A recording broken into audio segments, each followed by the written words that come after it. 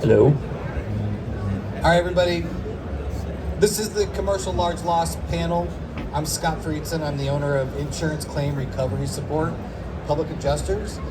We're going to get started here in just a few minutes. But before we do,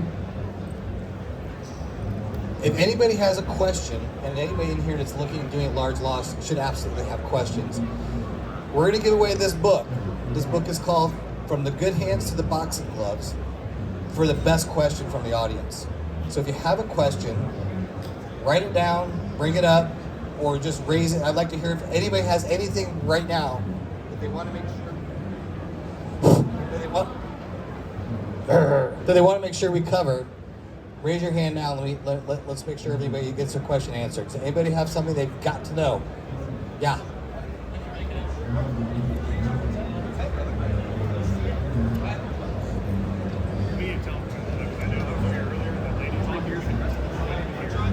How do you deal with two conflicting engineer reports? How to get rid of the charlatan engineer? That's a good one. Oh, we have everybody now? Is Richie here? There he is. All right, cool. Okay. Is this? All right. We're all here. Let's start the party. Welcome to the greatest, funnest, smartest, sexiest insurance panel at Win the Storm.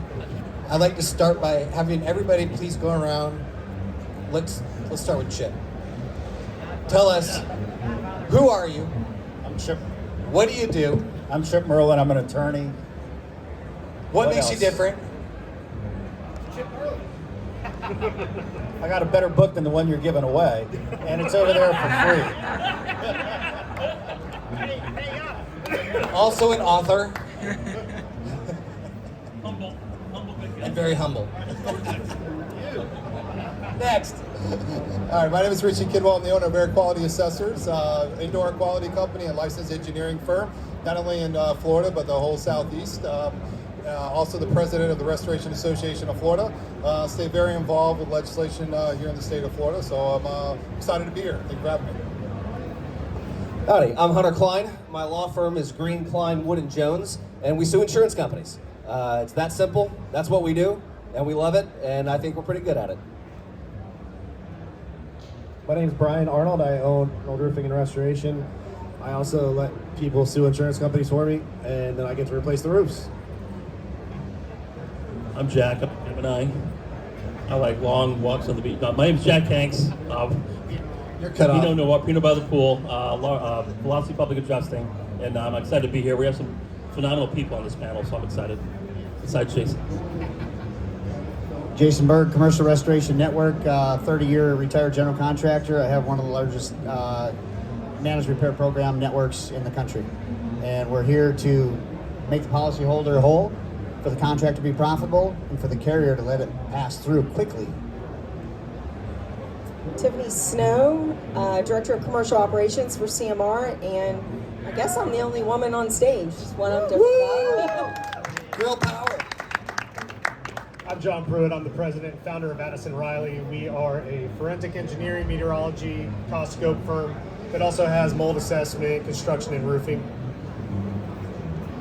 I'm Greg Kelly. I'm the Chief Executive Officer at Addison Riley. I'm a structural engineer. I specialize in historic preservation and extreme loading, specifically the intersection of those things. So if you have a historic building that you're worried about hurricanes or blast or something like that, that's kind of my specialty. Hello, I'm Tony Ruggiano. I'm a senior public adjuster with Coastal Claims. I'm also a general contractor and roofing contractor with Total. My name is Chad Williams. I'm a licensed professional engineer, and I'm the owner of Olive Forensic Engineering Services. Spent a lot of time doing the building shell and roof, and most of our research right now is on repair and molding. Cool. Thank you so much. There's a lot of money up on this stage, and I hope y'all can appreciate that. And other SVG shows that we've done, we haven't had quite the variety. We've got some engineers, we have hygienists, lawyers, public adjusters, general contractors, roofers, kind of a whole mix of things, because one of the things, we actually did a pretty cool pre-call meeting, And one of the things we want to talk about with everybody here is the importance of teamwork. Okay, because it takes teamwork to make the dream work. And we've got a lot of people in this audience that do the reconstruction work, which is extremely important. But getting from point A to point B often takes a team. And if you're working on a path to go from maybe residential into some larger commercial losses, or maybe you're already doing commercial but you want to fine tune your game, this is the place to figure it out. So, the first question I want to ask the panel is, how do you define large loss? Let's give that one to Tiffany. Definition of large loss for us is defined by a couple of things, but it's going to be one is size. That'll be large loss. Two would be the amount, but that usually parallels with the size. Large loss is, for us, I think our largest loss that we worked was the schools down in southern Louisiana, and we mitigated 26 schools in 12 weeks. Inside, 12 of those schools, and roofs, 26 of those, all in 12 weeks to get the kids back in the school. So that's how we look at large loss. It's a great answer. And so I'm gonna cheat over here. We're gonna give, so that's the contractor answer. Now I want the lawyer to answer, because he had the best answer on the panel call when we did the Zoom call. Oh, good Lord, now I gotta remember what I said. For us, it depends upon the size, monetary size, and the complexity. And I think a large loss, for us at least, is when the loss is complex. When it's more than one issue. We had an APDM roof that was 300,000 squares. Okay, is that a large loss? It's one issue. We also had a roof, torn off a commercial office building, 9 floors, rain coming in after a hurricane. I'd call that a large loss. So it depends upon, I think, the size, but the complexity is how we really categorize what is a large loss that we handle. And there are a lot of complexities. I want to kind of pass this over to I'd like to also have a hygienist and engineer answer that question in terms of complexity. What are some of the things that the contractors that are here today should be aware of and looking for and looking out for in terms of complexity? Well, I guess do you guys hear me okay? From the indoor environmental standpoint, obviously a lot of complexities right now, especially with complex, really policy language. With the whole wind-driven rain. What's wind-driven rain versus what's storm-induced openings, right? Might be talking a little bit about causation, but with indoor air quality concerns, you're looking at that. You're looking at knowing what your laws are here in the state of Florida. If it's a commercial environment, then you have to pull asbestos before you start to pull drywall, those types of things off. So you want to make sure you talk to a consultant. Those types of things, I would absolutely say it's very, very complex. You want to make sure that everybody is involved right from the get-go. So asbestos is very important, especially when you're dealing with buildings that are older, even the ones that are newer, because they have that Chinese drywall issue, right? So before you start tearing out stuff, especially if it's a fire or you start having to tear out drywall, would you recommend you get asbestos testing done? Absolutely. Not only do you have to in the state of Florida, it's not like I should, it's like you have to. If it's more than 4, what do they call it, quadplex and above, then it's considered commercial. You have to. Even if it was built yesterday before remediation, you have to get asbestos test. So definitely talk to a consultant before you get started on your project if you're restored. And mold is another big thing that we see all the time with fires and ensuing damage from the mold. And I just wanted to pass this over to Chad for a second, because we talked about complexities, and one of the things is engineering. And I think a lot of times we all make the mistake where we think, this is going to be a slam dunk. There's hail or wind damage all over this thing. I can handle this. I'm a contractor. I know what damage looks like. And then the insurance company sends out their engineer. And so can you guys talk a little bit about what you see in the engineering reports? And I think one of the questions that was about, how do you deal with these engineers that maybe don't share exactly the same view that maybe those that work on the side of the policyholder view the damages? Yeah, that's a good one. One of the things to look at right from the start is, what is the scope of the engineer that's been sent out? If they're sent out by a carrier, there's going to be something that they were sent out to do. And it's important to understand what they were there for. Because a lot of times we have guys that are, well, why aren't they looking at this, or why aren't they looking at that? Well, the simple reality is it's not in their scope. And they get upset about it, and it's like, well, they weren't asked to look at it. And then the question is, why? And so what I would always suggest, if you're sending out an engineer, or you're going and have an engineer meeting, ask the carrier right off the bat, what is the scope of work for that person that's coming out? And then when that person comes out, ask them the same thing. If there's a difference, stop and find out why. And that's really probably the biggest thing that I see. The other thing is, where the industry is going right now, you're going to have to be able to have documentation of prior condition over time, because they are going to start denying every claim with it being old damage, even when there's no evidence that it is old damage. And that's what I'm seeing constantly right now. I think it's important to note that the engineers, they have an opinion. They are written to write an opinion. And as long as they have some sort of basis for the opinion, that's their opinion. And we find ourselves in these predicaments where we're like, no, this is clearly hail damage, and we can look at weather reports, but maybe we can have one of the other engineers also talk about, like, for example, like what else? What are some of the common things that you see that you overcome? Certainly. I did want to tag on to the question of scope, and I want to point out that in a federal case, the reports have to have the scope in them. So anytime you see a report without a scope, it's a bit of a red flag. You shouldn't see that. So in terms of complexities, one of the things I see, and maybe that's because of the specificity of my practice, is historic buildings are incredibly complex because of the myriad of construction methodologies that were used, historic damage, renovation. So these structures are not normal by any standard. And so anytime you run into a historic structure, I think you want to ask for that expert engineering input, because otherwise you're going to make a mistake. No matter how good a team you have, if you don't have that engineering component on historic structure, you're going to run afoul of that. So get it early, get it in there, and you'll be covered. I think those are all really good points. Jeff, go ahead. They were saying they couldn't hear us in the back. Can you guys hear in the back? You cannot. You gotta talk closer to the mic. Sorry, but I just saying it. You gotta get my Testing, 1, 2. We good? Because I'm probably the loudest guy up here. So, but they bring up a really good point as well. The engineers do, and I'm just a dumb builder, so I'll give you my input from running a forensic firm. But a lot of times we have to remember we've got to have the right expert. So you may choose an engineer to come out, but he's the wrong engineer. Because I'm gonna tell you right now, I get emails and texts all over this country. Like 2 weeks ago, a guy from Texas, an engineer, sends me a picture of modified bitumen underlayment, says, hey, what do builders call this? You gotta have the right expert for the right task. Like, guy in the back over here, our director of consulting services, Chris Hamilton, this guy built the Hilton high-rise. Okay. He knows a lot. I'm not the best for that. He is. And that's where you wanna make sure you have the right expert.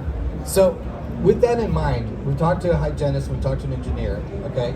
And I kind of want to direct this. So I think a lot of contractors are like, well, this all costs money, right? And a lot of these fees are not covered under the policy. And by the way, since we're talking about policy, I'm also going to mention, and we can bring this into the conversation, even though y'all are contractors and even though y'all aren't necessarily interpreting policy and everything else, I feel like it's very important that you at least understand what the deductible is and what kind of policy it is. In other words, if it's ACV only, because it may change the dynamic of how you want to approach that claim. So with that being said, I'd like to maybe, if one of the attorneys and PAs could maybe talk about how do you approach the policyholder, or how would you advise the contractors to approach the policyholder when it comes to the expenses that are involved in the claim, whether it's a hygienist or an engineer or a public adjuster fee? So in a large lot, we do a lot of large losses, and you got to put your big boy pants on, okay? You got to put your big boy pants on, and you got to get some big checks written. If to get experts in, the ones we use are not cheap, but they're great, okay? And they cost money, and you got to have that conversation with the insured. At the end of the day, they're responsible to hire them. You got to have that conversation going in. Mr. Jones, you have a $5 million claim here. You got to play some poker on this. You got to throw some chips on the table. And a lot of times their deductibles $250,000, $500,000. They're going to incur that cost anyway. So we have that conversation up front on the first meeting that this may cost some money. Our firm will front those costs, of course, and get it back from the insured. But at the same time, it's our fee plus the expert, right? It's not us including the expert fees. It's above and beyond what we do, right? At the same time, their reports and what they do are invaluable, because without that, I can't win, right? I'm a PA, I'm a policy person. I get stuff covered. My experts are the ones that write the reports to tell me what the hell we're doing. And that's important for us to realize. We're not the experts. These guys, the engineers and the environmentalists are the experts, not us. We're simply policy guys. That's a great answer. One of the things I also want to make sure the audience understands is that what is a public adjuster? Like, okay, we're not engineers, but there are a lot of things that a public adjuster can bring as value to the claim that contractors don't. And there's a difference between public adjuster, attorney, and appraiser. But if you want to level the playing field and you want to get even ground and even footing with the insurance company and their representatives, how would you go about, how do you explain to these guys, maybe we can have one of the other PAs to explain, what is a public adjuster, why should a contractor consider them, and when should they bring them in? Well, respectively, I think I'm the happy medium. I believe I'm the happy medium when it comes to the claims. I'm making sure the contractor gets what he needs. The roofer, I'm making sure that I'm going to do the best job that I can to keep it in my wheelhouse to close the claim. Respectively, I'm trying not to let lawyers get involved. So, that would be, the next step for our company. So, I believe that I'm the happy medium. We're trying to make everybody happy and keep it so we're sliding right in there, just getting the job done and making sure that everybody's taken care of. Okay, anybody else want to take a crack at that? So as a public adjuster, whoop, sorry. It's okay. I have a lot to say. One of the questions was, when is a good time to bring in a PA if you're a contractor? And that's a very important question. If you are a contractor, depending on the state that you are in, you need to have a PA ready to negotiate on every file.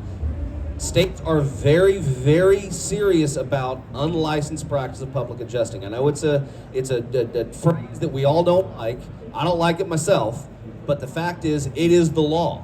And so when you are a contractor and you are attempting to negotiate with an adjuster, whether it's submitting an estimate or not, you are potentially opening yourself up to a claim of unlicensed practice of public adjusting. In the state of Texas, for example, it's not a criminal penalty that you have to look out for. It's a civil penalty. You can be sued by the policyholder. You have to disgorge any amounts that you received. You are not entitled to quantum merit for work that you are done, and you have to pay their fees.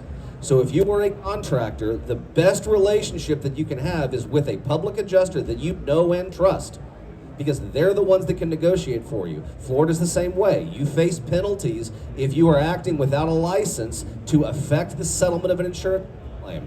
And it's very broad. So if you're a contractor, be very, very careful when you're negotiating. Always, always, always work with public adjusters you know and trust. That's a great answer. And just to add something to it, what I always like to tell contractors is, you can be right. You guys, there could be contractors here today that have been in the insurance business as an adjuster for 25 years. You may know the claims process and policies backwards and forwards. The issue is credibility and authority, okay? The carriers are all trained by defense attorneys, right? And there's almost always a defense attorney looking over the shoulder of especially large loss claims. You just have to make that assumption. And with that in mind, you have to remember that a public adjuster is authorized legally to negotiate and on behalf of the policyholder. And really the thing is that contractors aren't in the business of settling insurance claims, are you?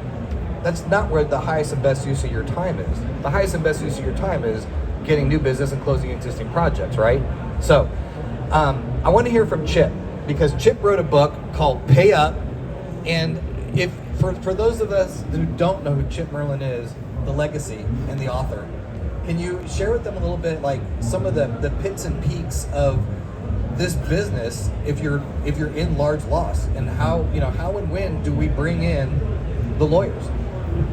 Yeah, I respectfully I disagree. I think on larger losses, it's important to get attorneys involved, especially your own attorney if you're a contractor. If you're dealing with a $20 million potential loss, is your contract valid?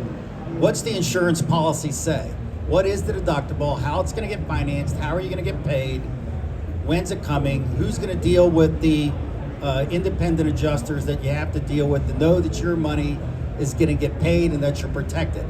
You know, in today's, the truth of the matter is, if it's going to take 6 months for the first amounts to come, making certain that your mechanics liens are filed and all that kind of stuff is almost expected, to make certain that your contract's got specifications. If you're dealing with a school system, unless the contract's on an emergency basis, you know, it's got to be approved by certain people, it's got to be taken care of. If it's a condominium and it's a huge $20 or $30 million loss, is your contract valid with the condominium association? So when I get involved on large losses, and we're talking anywhere, you know, 8 figures and up, and guys, and I've done some really big ones. The biggest one's 1.1 billion with the Champlain Towers that came down.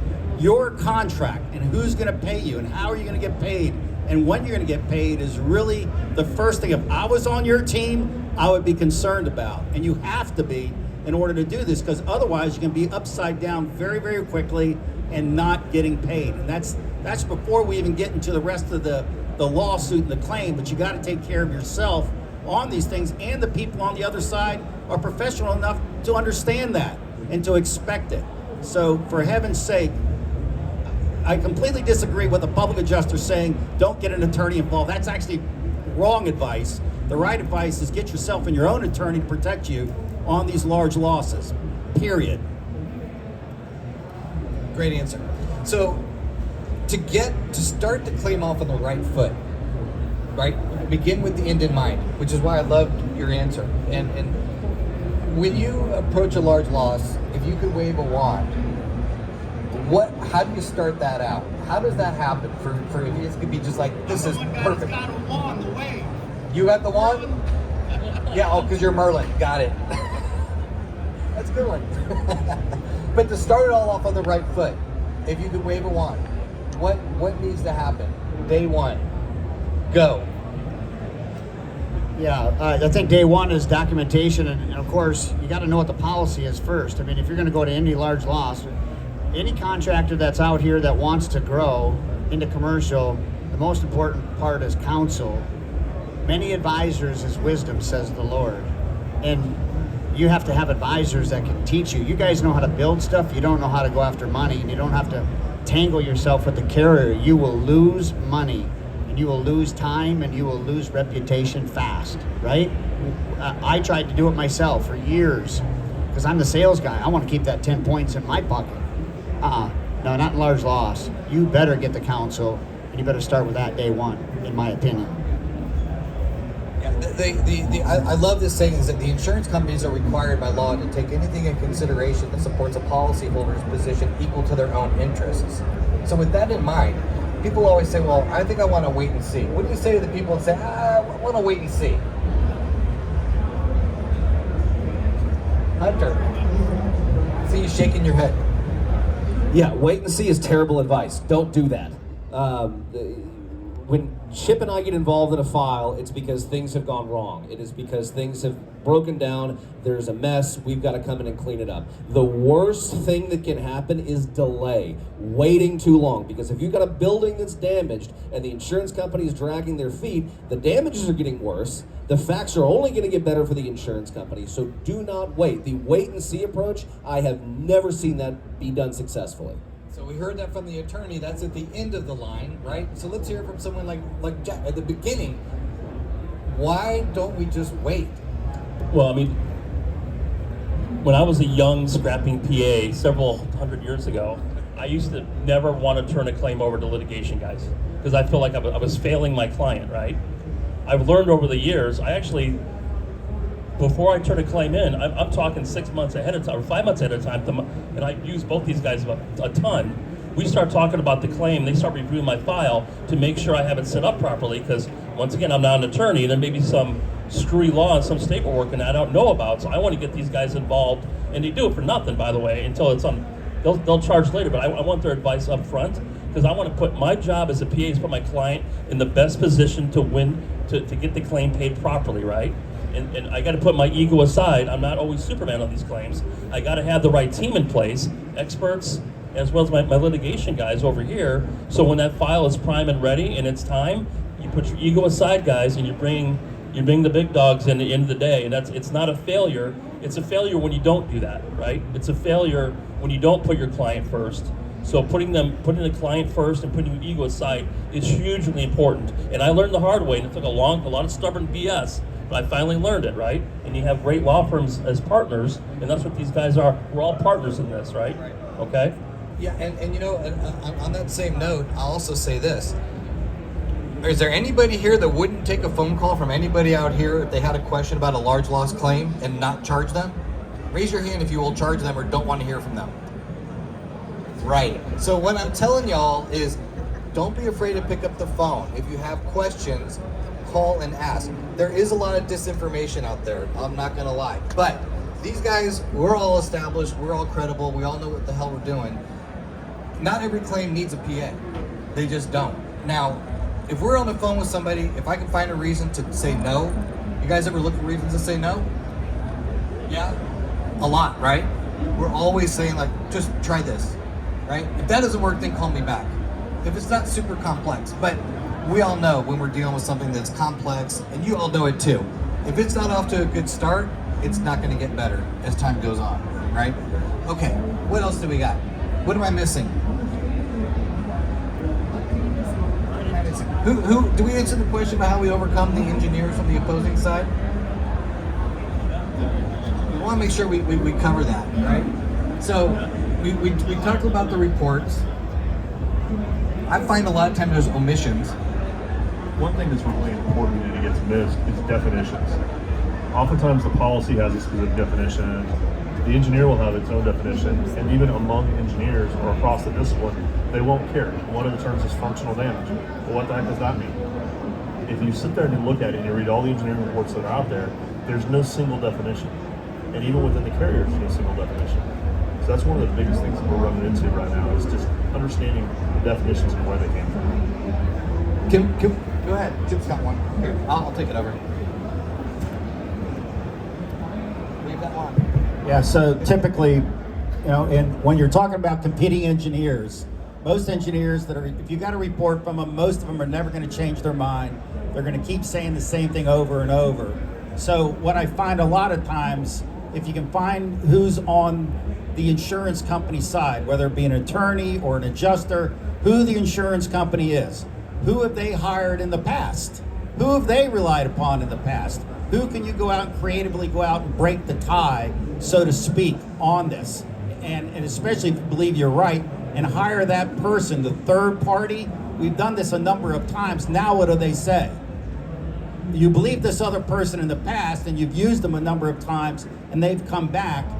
It's just the next thing to ramp it up in order to have a discussion about resolution, that really does worry them. So being creative about that is important. We do a lot of research with respect to engineers, and you can find out exactly what they've said over and over and over on this.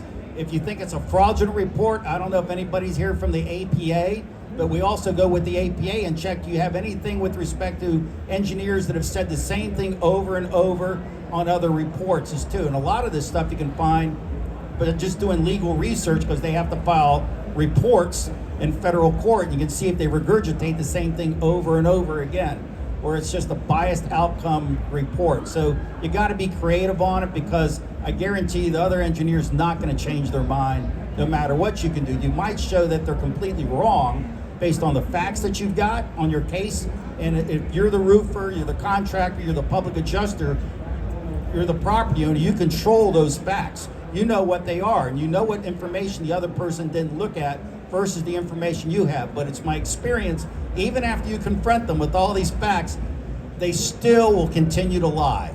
I hate to say that, but that's kind of what's going on in today. Just so everybody understands that, the opinion of the engineer is protected, right, by the insurance company. Don't they absorb any of their liability? Like, an engineer can never be personally liable for their opinion, correct? As I say, I'm not a lawyer, but there's the defense or the insurance companies start off, everything is protected, everything they do, everything they buy, and just like I say, when they send out an engineer, you send out an engineer. You're not going to get that report. They're going to claim it's privileged. They're going to claim that they used a little line out of that paragraph. I love the new thermal radiation now is the new thing. I love that. We're in Florida, the Sunshine State. They literally said, sunshine broke your roof, which I don't know how in a depot they can have a straight face saying that. But, this is the time that you say, let me get a competing engineer report. That's why we became an engineering firm since 2017, is because of that reason. There's nobody on the other side working for homeowners, working for plaintiffs, and we want to be that. We want to be able to say, let's have a competing report that you're going to get for your homeowners, and we can still do that and bill straight to the claim for all of Hurricane Ian. So for a minute, I want you to, we don't have a whole lot of time left, but if you're a contractor in the audience and you could give them some advice, like what's the one thing that they should definitely know to do, and what's the biggest mistake they could make? Can we just kind of share that? Like for example, one of the things I think is you want to make sure that when you're approaching the client, you're not selling. People love to buy, they hate to be sold. Because I really feel like, especially when you're doing large laws, it's more of a consulting type of role, so people know what to expect. Managing expectations is a big thing. Oftentimes things get off the rail because expectations aren't properly managed. So go ahead. Well, I'm a salesperson, so I own the company, but I'm also a salesperson. Anybody out here want to sell some big stuff? That's what everybody's here for, right? So you have to know when you're going in that you have to create a team. Like Jack called me the other day. He's like, hey, I got something in North Carolina. I was there with 2 hours, within 2.5 hours, and I brought a whole team of people that are a lot smarter than me. And I just know how to stay in my lane and find partner people. Stay in my lane. So what do you do again? Can you remind me? I'm a general contractor. You're GC, okay. Yeah. So I own Arnold Roofing and Restoration. So right now I currently have, 4 major projects going on simultaneously with multifamily properties, and they're all going on at the same time. And then as soon as those are done, I've got more, and that's building that pipeline. You got to be able, the first sale when you get into this upper level, if you will, of multifamily sales. I do more multifamily than commercial, but when you get to that level, the first one's the hardest. But once you do the first one, man, you can really trickle in and get the next one, But the first one's always the hardest. And that's what I think people want to hear about a little bit more than the PA. Everybody knows the PAs, but you got to get PAs, you got to get attorneys. Every claim is different. You just have to know how to stay in your lane and when to hire an engineer, when to hire a PA. Every claim is different. Every policy is different. You got to know all the information before you can make a recommendation on how to get that claim to fruition and have money. I have some advice. Preparation is the most important when you're going to respond. One is if you have existing accounts or existing clients that you've had business with prior, have them get counsel to review their policies prior to the event. That way they know exactly what that policy is covering. 2 is you need to have your trade partners lined up and ready to roll before the event comes in. I mean, those conversations need to be had before storm season of how you're going to respond and take care of your clients and respond to new clients. So preparation is very important. When you are lining up your trade partners, whether you're working with PAs, attorneys, you need to know how you're going to document. How is every single person going to document for that claim? Because all of these guys can't do anything with it if they don't have the documentation. Usually the contractors are the first boots on the ground, and that documentation is super important. So how your photos are done and everything is taken from day one. That's the meat and the information that these guys start with. I'll elaborate on that a little bit, and just so you guys know, we work 50% of the time about for carriers and litigation, and we work for insureds as well. So we see all the bad apples. We see the litigation. We see the fighting engineering reports and all of those. So we took on a $29 million loss on Sanibel Island after Hurricane Ian. Well, what was the first thing we did? We didn't go in and just start, tearing stuff out, doing debris removal. We had that policy review. Then we had all of our documentation to blame another piece of documentation. Meteorologist, not the engineer, said that the surge and was every 30 minutes was this, the rain was this. The engineer blames him and writes his report. The contractor leans on the engineer, who leaned on the meteorologist. who also lean on the mold reports, and they all synergistically work together. Stop trying to be a one-stop shop with your one small brain. You gotta collaborate. Well, and on the collaboration point, the rubber really hits the road when you get into court and you have these complex issues. It's not just an engineering issue most times. It has a meteorology aspect almost always, and you want a meteorologist speaking of that. You don't want your engineer trying to do his best or her best. And the GC also needs to be part of that report writing process, because the engineer can't speak to many of the things that need to be spoken to. You need somebody who is a contractor, who's an expert in the construction. And most of these, we find when you have a large loss, it's very complex, it's physically large, there are going to be construction defects in that building. It's a massive complex of buildings. You're gonna have to cross that bridge. So you need to anticipate that, and as we've all been saying, have all those experts ready in a timely manner to help you so you don't get hung up.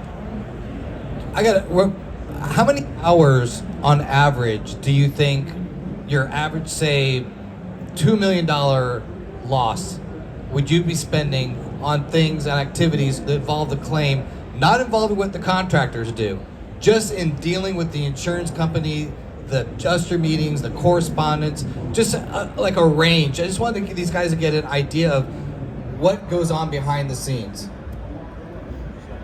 I post a little bit on Facebook, as you guys may know. Our large losses are $2 or $3 million typically, 178 to 190, 200 emails per claim, which is normal, right? And so you're talking hundreds and hundreds of man hours just to get it to that, and that's the reason why insureds want to hire a PA or an attorney to do the heavy lifting, because it's a full-time freaking job. I don't think people understand. It's a full-time job to do a large loss. It really is. There's no way, even if it was legal, I don't think any of us could do both effectively. Adjust claims, settle claims, and run a general contracting company. There's just no way. It's impossible. To do it right, it's impossible. Totally agree. Anybody disagree? All right. So, we got a little bit more time. Does anybody have any questions? Yes, sir.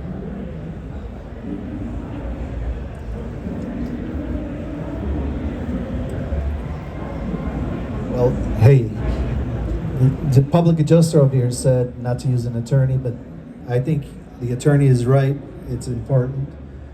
But what arrangement, you're charging 10% possibly, what arrangement does the attorney have with the public adjuster? Is the attorney writing a direct contract with the homeowner? Obviously you have to as an attorney, but commission-wise, is there enough money, and depending on the policy, for the attorney to make a good fee, or is he willing to work with the public adjuster fee, the 10%? That's a really good question, and I can tell you what we do, and our practice is our fee is what it is. The public adjuster fee is on top of that, and that's for two reasons. The first reason is we put it in our contract so that we tell the insured, you owe this PA fee. We are aware that the PA has a fee interest, and so that's the way it's protected. Now, the other thing that you want to keep in mind is, it depends on your state, but the recoverable damages in a lawsuit. So, for example, in the state of Texas, you can still recover your attorney's fees. You can recover penalty interest on top of the claim amount. There's also the bad faith, but the main issues are the attorney's fees and the interest. Florida, you just lost attorney's fees, but you can still recover potentially pre-judgment interest. So there's ways to ensure that the claim is over and above the amount to actually repair it. And the legal damages you can recover exceed the amount of the repairs. That way, after the attorney is paid, after the PA is paid, there's still enough money left to do the repair work. Great answer. Question. Thank you. We're on that subject. I want to ask, I want to make sure this is real clear, because in Florida, we have Ian, we have a lot of claims still here. Lawyers,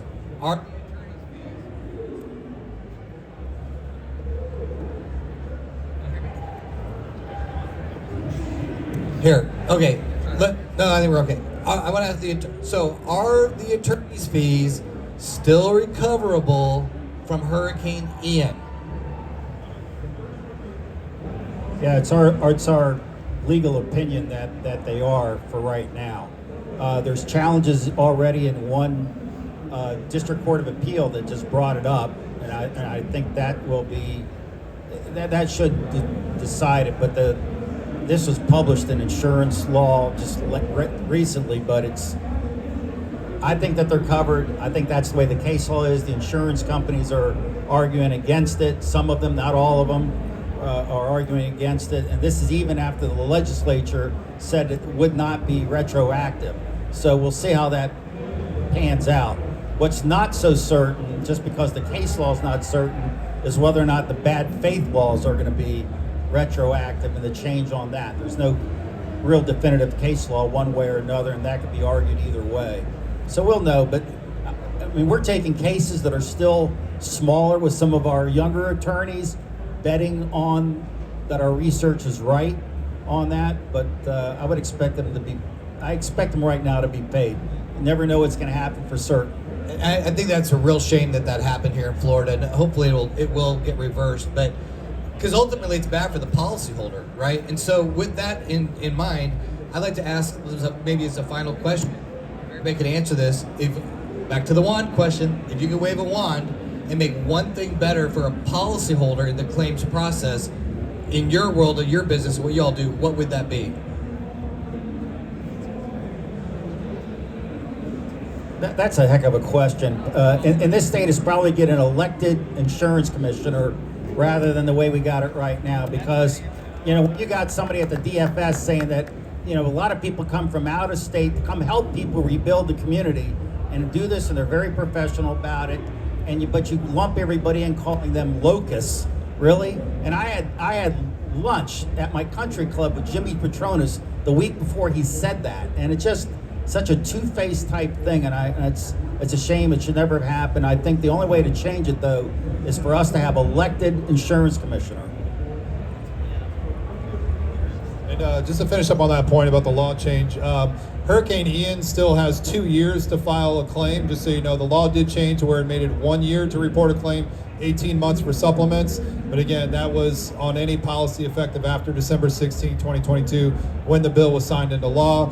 AOBs are dead after any policy that renews after January 1st, 2023. And again, so Hurricane Ian can still have an AOB on it. It still has attorney's fees on it. It can be filed in 2 years, supplements in 3 years. After that, policy renews after December 16th, 2022. Then you lose attorney's fees. January 1st, you lose AOB on a policy renews after that. And then March 1st started the whole 14 days to 7 days where they have to respond and all that stuff. So it should shorten the timeline on when they're supposed to deny or pay a claim. Now it's 60 days from 90. We'll see if that actually does anything. I don't know. That was just to answer that question. As far as what we've seen, I brought up a little bit about from the causation side as being a causation expert about the whole wind-driven rain. I've seen some new contractors come in here, and one of them said, "Hey, help me do this full project for $250,000." I said, "What? What do you mean $250,000?" They said, "Well, this is all I have for wind-driven rain coverage." Like, what? You know, so when there's a indifference of understanding of what's a storm-induced opening and what's wind-driven rain. So I think that's one thing that we all need to, maybe let's say this, get a causation expert involved when you are dealing with that type of coverage, and will help determine that. So I'd say more education to the industry about what could kill a certain claim or not. Make sure you're talking with your experts and they know exactly what to do in these types of things. I know many of the policies here in the state of Florida and how to stay within there. So make sure you talk to a causation expert when you are working with a large loss.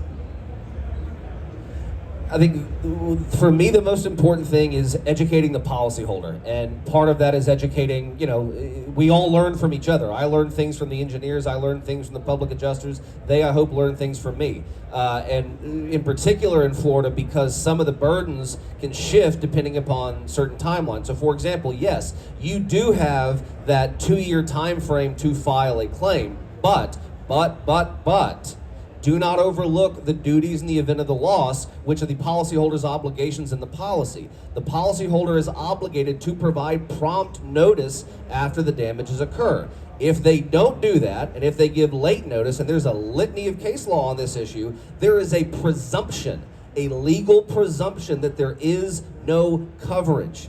There is a legal presumption that the failure to give good prompt notice prejudiced the insurance company's ability to adjust and investigate the loss. So educate your policyholders. Do not wait to file a claim. There's a whole series of cases that discuss, oh, well, we weren't sure if it was going to exceed our deductible. We couldn't get someone out to investigate. Guess what? That's still late notice. So it's really important to educate your policyholders on their obligations under the policy. I think that's very important. I totally agree with that. Then, what Chip said this changed, and you said this change. Making sure that, in order to sell this stuff from a contractor perspective, in order to sell it, you have to have a relationship 99% of the time before the storm event actually happens. That's what a lot of people are, on large loss stuff, they're going and trying to get that.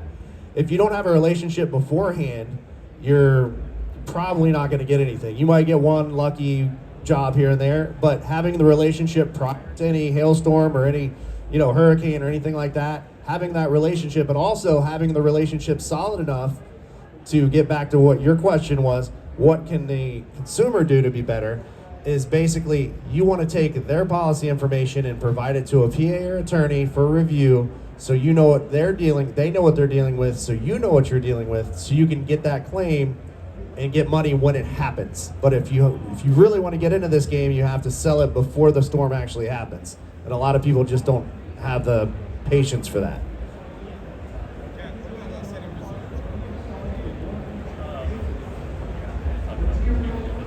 So if I could wave my magic wand, it would be to raise the standards of, number one, public adjusting, because I think it's too damn easy to become a PA.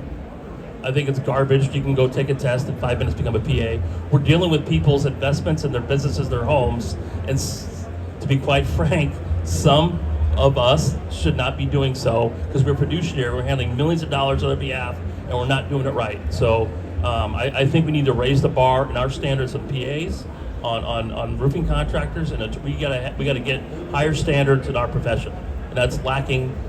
We've talked about it. It lacks a lot. We got to raise the bar about 8,000%.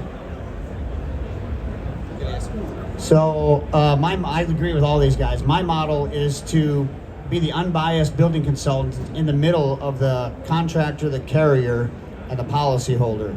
Large loss can be proven to be cost effective for the carrier, and for the contractor to be profitable, and for the policyholder to be made whole quickly.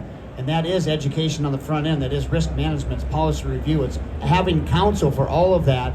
And you just made mention of it. This has been my teaching program, is setting the reserves correctly and have first notice of loss. That has to be done with your team, your legal team, your counsel, your advisors, and that has to be portrayed to your client so that they can trust you, that you're going to steer them in the right direction immediately from day one. That's how the contractor can be successful. The carrier can actually be made whole because they're going to get a claim done quickly, and they don't have to fight with engineers who have opinions, right, and who are a waste of our time, right? It's a waste of our time, period. So when you have the building experts and you have the consultants and you have the team, anybody in large loss that wants to grow into it, if you could have this counsel right here, a PA, an attorney, air quality, a general contract, all the knowledge of people that are up here, you will win eventually. Trust me, if you put all your pieces together correctly on the front end, you will win. Or we'll tell you why you don't have a viable claim that's worth pursuing. My magic wand would be to wave away all of the delay tactics that insurance companies come up with, because honestly, it takes too much damn time for them to do their job. Well, I'm going to be the unpopular opinion here, because if I could wave a magic wand, since I live in a world of everybody's getting screwed over, whether it's a carrier, a homeowner, an insured, I would wave a wand and make all you consultants out there lying in your reports go away. Because honestly, I had an engineer where we got simultaneously retained by an insurance company and the insured's attorney at the same day. And he wrote the report, and somehow it slipped through conflict. I don't know how, but we got on a three-way call, and I was so proud of him. He said, "I'm not really sure what the problem is. It would be the same report no matter which one of you hired me." That means a lot. So all of you out there lying about your wind damages and all this stuff to make an insured get something, you're hurting the policyholder more than you're helping the policyholder. Well, for my magic wand wish, it's something that we actually work on at Addison Riley, and we do get some traction, although it does seem like a pipe dream at times. I would like for the adversarial nature to go out of what we do. I would like us all to be looking for truth, for benefit, and I think if we can all do that, we can change things, and we can make this world that we work in better. We've experienced some success with this, and that's what kind of keeps me going down this path that some people might shake their head at. We don't have to be bulldogs, and we certainly don't have to be liars. And so if we can all, in everything that we do every day in our work, try to raise that bar for collaboration, take out that bulldog mentality, please. Absolutely, like more facts and less emotion, with dealing with these claims. And, I think that's a great way to, kind of weed out, all the bullshit, to be honest with you, so we can get to the claim and actually get it finished, get it resolved and settled. I think for me, I would make forensic engineering recognized as a separate discipline, and also require that they're going to do. You know what? I'm not going to. I'll just yell. I would make forensic engineering a different discipline than structural or civil or design. And I'd also say if you're going to be consulting in forensic engineering, have training, have mentorship, have observation, so that you're not going out there yesterday as a bridge engineer and now you're being brought out as an expert on asphalt shingles. Good job. Hey, I think that's our time. They did a great job. Can we give a big round of applause for our team here? Good job, guys. Excellent job. Thank you so much.